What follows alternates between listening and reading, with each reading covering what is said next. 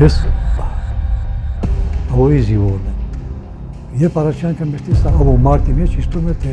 այդ մարտը պատմության հայտնի բոլոր ճակատամարտների մասնակցել։ Մեր տանկերի բացարձակ մեծամասնությունը Թուրքիայից խլված տանկեր էին։ Ռազմական պարտություն չէ, սա քաղաքական պարտություն էր։ Ասում եմ, որ իտալացիները 5 օր դիմանային Պուտինը կասար ստոպ։ Բոլորը յաթաղային տակը պիտի անցնեին։ Տանում դիահերձը։ Բայց ես դեռ չեմ մահացել, բայց մենք դեռ չենք հասել։ Մենք արքայության մեջ փորձում ենք գտնել արքայություն։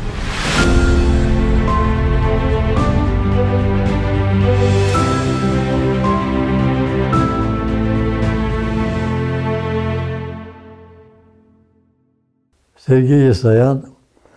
ես Մարտունու շրջանից, ես Մարտունի քաղաքից եմ, 71 տարեկան եմ, ես որից 4 տարեկանից ապրում եմ Մարտունի քաղաքում, մոտ 66 տարի ապրել եմ այդ քաղաքում։ Գործունեություն ստացել եմ Ստեփանակերտի բակավարժական ինստիտուտում, մասնագիտությամբ պատմության ուսուցիչ եմ։ Ավարտելուց հետո աշխատել եմ հենց Մարտունի քաղաքի միջնակարգ դպրոցում։ Արցախյան առաջին պատերազմի մասնակից եմ, ապրիլյանին եւ Էսպերչի արհավիրքին վակա։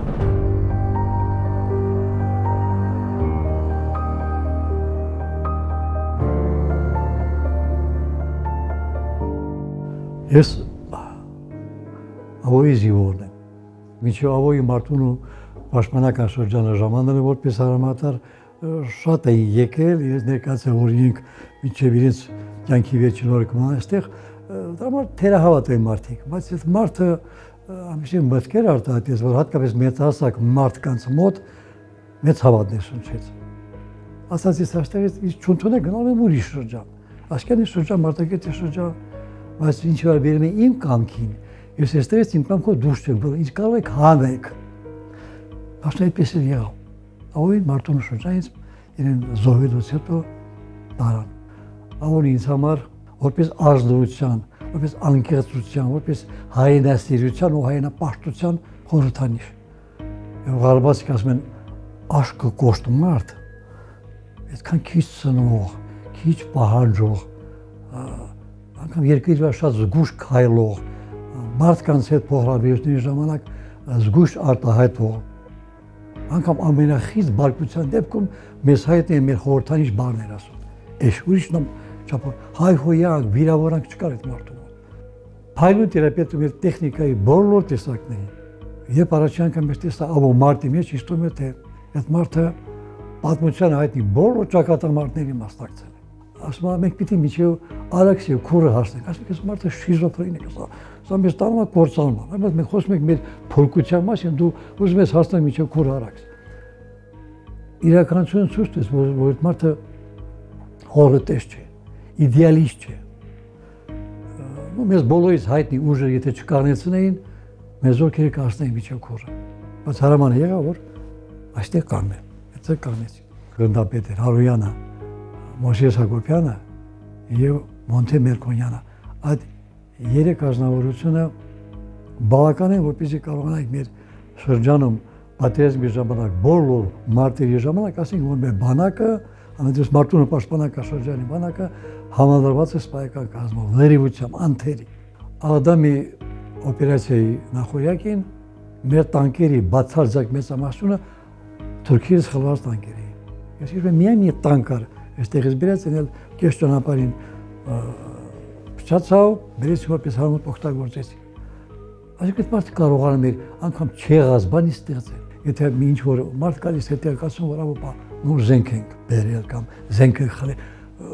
չարժի երեխայի հետ այնպես էր ուրախանում, այնպես էր հրճում։ Մենք մեր հավատի մեծ մասը, մեր մեծ հավատը կապում ենք գերմանական ուժի հետ, որին ոչ մեկս չենք տեսել, բայց հավատում ենք։ Ինչ տեղի կունենա մարդկանց հավատի հետ, եթե այդ գերմանական ուժը լինի տեսանելի։ Այ այն ժամանակասերնդի համար տեսանելի կուրք էր, պաշտամունք հեղեկա էր, որտեղ ինքը իր անձնական օրինակով ցույց տվեց, որ հավատը մեծ ուժ է։ Այս մի պատերազմի ժամանակ այդ հավատը կաղում էր։ Մենակ անձամբ ես այդ անգամ այդ տարիքում զինվորագրվեի, ես դժվար կգտնեի այն հրամանատարը, այն մարդը, այն կողակիցը, այն զինվորը, որին այդքան զինվորները կհավատային։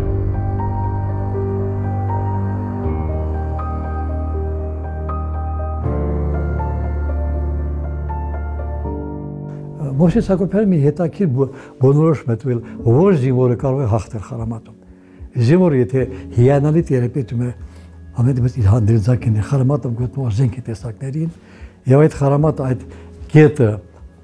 հակեցված է ժամանակակից տեխնիկայի բոլոր միջոցներով, եւ ինքը զինվորը համոզված է, որ իր թիկունքում գտնող քաղաքական ուժերը սատարեն այդ զինվորին։ Այդ դեպքում հնարավոր է, որ զինվորը հաղթի։ Երիքի բացակայության պարագայում անգամ ամենաանձնազոհ, ամենանվիրված զինվորը դատապարտված է պարտությամբ։ 44-րդ պատերազմի ժամանակ ոչ մի պարագայում, ոչ մի զինվորի պարտությունից չեմ կարող վերագրել։ Սա քաղաքագետների բնորոշման ռազմական պարտություն չէ, սա քաղաքական պարտություն էր։ Ես անգամ ամաչում եմ, ասեմ, որ թուրքերը հաղթել են։ Պարզապես մենք ենք պարտվել, նրանք չեն հաղթել։ Հաճախ խոսում ենք մեր 3000-ամյա պատմության մասին, նրանք ունեն ընդամենը 300 տարվա պատմություն։ Որպես ժողովուրդ նրանք ազգային ընդհանրություն են, ոչ մենք ազգ ենք։ Բայց այդպես որ իրենց քաղաքականությունը հարցնան, որ իրենք ունեն մեր տարածքից յարապատիկ չափ տարածք, իրենց ճկուն դիվանագիտության արդյունքում։ Իսկ մեր դիվանագիտությունը ավելի ուղղամիտ է։ Տարբեր մենք հաճախ պատմություններ ենք կորում, մեր դիվանագիտությունը եւ ռազմի դաշտում եւ հատկապես խաղաբնակիչների շուրջը դժվար է լարախաղացում անում։ Տարբեր միշտ մենք ոչ միայն ճոճում, այլ նաեւ գլորվում ենք։ Պատմության մեջ մի հետաքրքիր միջադեպ կա, երբ մայրերը գալիս են բանակում իրենց զինվորներին, իրենց որդիներին մի պատգամ տալիս, դա իրատեսակ խորհրդանիշ էր, սկզբունքեր այդ բանակի համար։ Մարտից վերադարձեք կամ վահանով, կամ վահանի վրա։ Ինչ կարող եք ասել այն մարտի մասին, որ եղել է մեր վերջին մարտում։ Մեր հերոսները վերադարձան ոչ վահանով, ոչ վահանի վրա։ Զինվոր, որ րոպեներ հետո կյանքին հրաժեշտ կտա, նա ոչ թե հառաչում էր, այլ մեզ մարտի էր կոչում, մեզ պատգամ էր տալիս, ոսկե առաջի պատերազմի մասին է, մեզ ոգեշնչում է, իր վերջին շունչը տալիս էր մեզ որպես պատգամ, ոչ թե ափսոսանք, ոչ թե ինչ-որ հանձնարարություն կամ խնդրանք, բայց ես պատերազմի ժամանակ ես ավելի շատ լսում եմ ափսոսանք, ամոթություն է զինվորը հենց անիմաստ հենց այնպես կյանքը տա, չգիտես ինչի համար։ Սա հերոսություն չէ, սա սխրանք չէ, սա ազնազողություն է։ Եվ եթե այս ազնազողության հետևում կա լուրջ ազգային գաղափարախոսություն ու նվիրված իշխանություն, այս զինվորի ազնազողությունը վերածում սխրանքի հերոսության միանշանակ։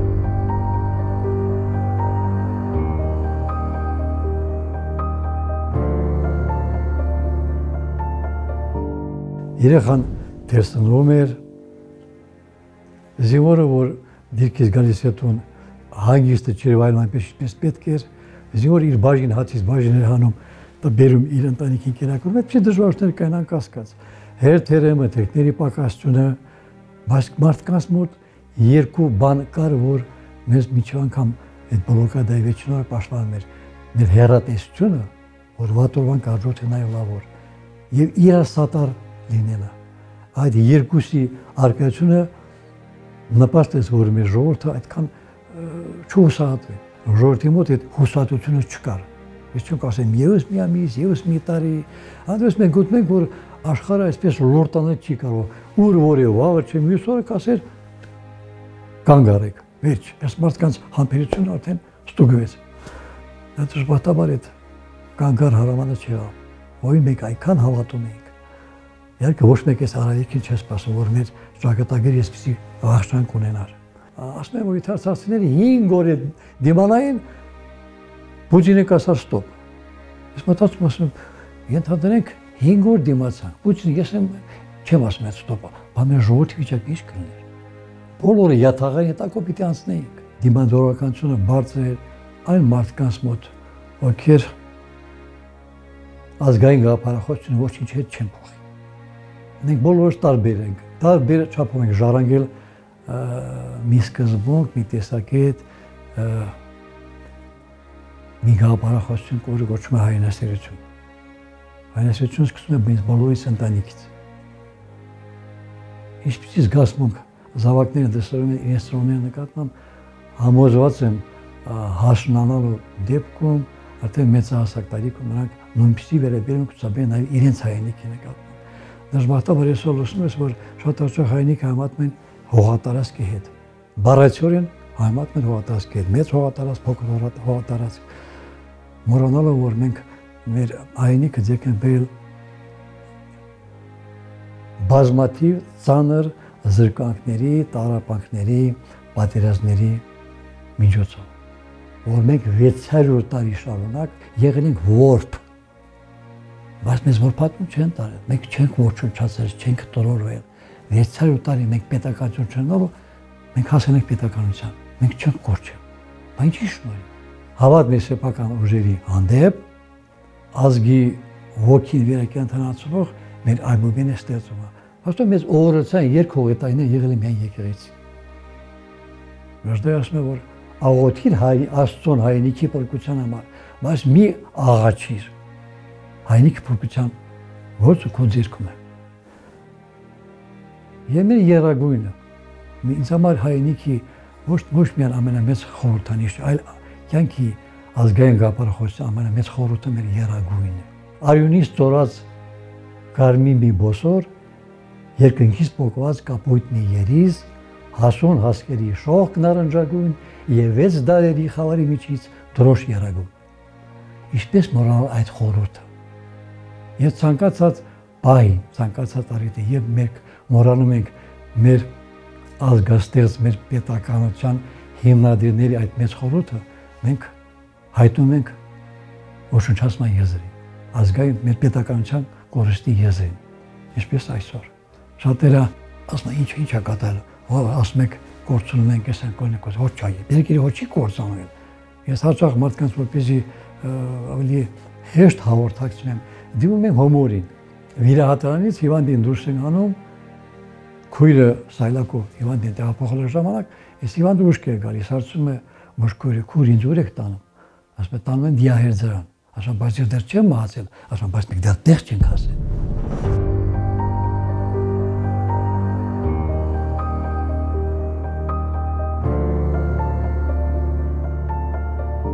Ցերեկը ես լինում եմ քաղաքում, ամբողջ գիշեր իմ հարազատ օջախ։ Տարբեր պատկերներ եւ ավելի հաճախ այն ինչ ես անգամ այնտեղ լինելով չեմ կարող տեսնել։ Դա մեր նախնիների գերեզմաներն են, որ մարդուն տագնու վրա է անում։ Այն երևի ամենածանրը դա է, անձամբ ինձ համար ամենադժվարը դա է ընտանում։ Եվ այն բազմահազար գերեզմաները, որտեղ ամփոփված են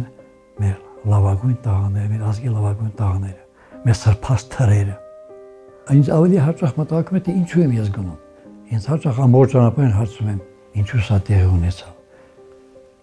Ինչու ենք այս ճանապարհին։ Ինչու այսքան բազմականակ մարդիկ։ Եթե ես եմ սխալվել, դուք եք սխալվել մյուսը, բայց ինչու ամբողջ ազգը, հանդիպես հայ ժողովրդի այս արցախյան հատվածը օրը ցերեկով ամբողջ աշխարհի աչքի առաջ թողնում ենք մեր պապական հազարամյակների ընթացքում կերտված այս շքեղ թակավորություն եւ մեկնում դեպի անհայտություն։ Մենք արքայության մեջ փորձում ենք գտնել արքայություն։ Այ մենք հիմա ենք իմանում ինչ է կորցրել, ինչ շքեղ երկրում ենք ապրում։ Քանի որ մարդուն երկու անգամ վերապրելու հնարավորություն չեն տալիս, դա պիտի հաճախ որ աշակերտները ինձ հարցում են ինչ է պետք պատմությունը։ Դա բնական գիտություն չէ, ֆիզիկա չի, քիմիա չի, կենսաբանություն չի։ Ասում պատմությունը ունի միայն մի դաս։ Ձեզ հնարավորություն է տալիս այսօր եւ վաղը չկրկնեք այն սխալները, ինչ մենք թույլ ենք տվել անցյալում։ Այ եթե մեզ վերապրելու հնարավորություն տա, մենք իհարկե միանշանակ կընտրենք այդ երկիրը եւ ոչ այն ֆորմատով, ինչ ֆորմատով մենք փորձում ենք պաշտպանել այդ երկիրը։ Այստեղ հաճախ ավելի շատ հարցնում են հարմարվել եք։ Այո կամ ոչ չես կարող բավարարվել։ Ռուսական էստրադայի հայտնի ներկայացուցիչ Գենադի Խազանովը հանրաճանաչ Ղազարը մի անգամ հարցրել են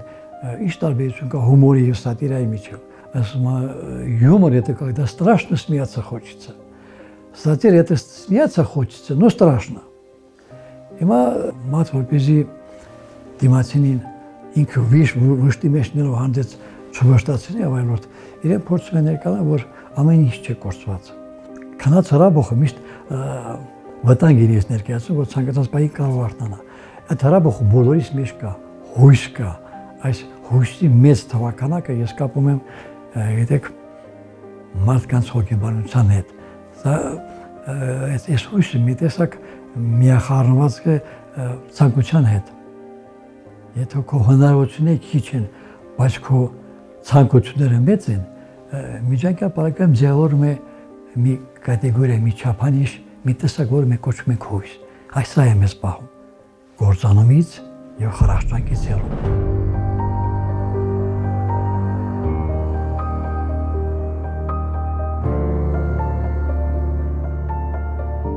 դերևս ուսանող էվոլյուցիա էջ Ղարաբաղցիք երկար տասնամյակներ մտածում էի ես ինչու մեզ այդքան հնարավոր չէ Ղարաբաղցիք այդքան էջ չեն այսքան նշանավոր գիտնականներ եք տվալ ես մի ժանկ թվարկալում ուսանողտայիններից որ Երևանի պետական համալսարանում այն ժամանակ 70-ական թվականներին Ղարաբաղից 27 դասախոս կա ոչ 13-ը պրոֆեսոր ինչքան զորավարներ ունենք այսքան հայտնի մարդիկ տող մարդկանց ոնց ես ասում էջ Ղարաբաղցի ու կամաց մտածում է այդ ինչ հատկանիշներ ունի էշը որ մենք ունենք կամ հակառակը հանդեպս էշի կորու հատկանիշներից մենք ոչինչ չունենք ոչ էշի նման ենք ոչ էշի վարքագիծ ունենք ոչ էշի քայլվածք ունենք ոչ էշի արտաքին ունենք գաղտնիքը հետևյալի մեջ է մարդկանց կողմից ընտելացված կենթանական աշխարհի բոլոր ներկայությունների մեջ չեմ ասում ամենահավատարիմ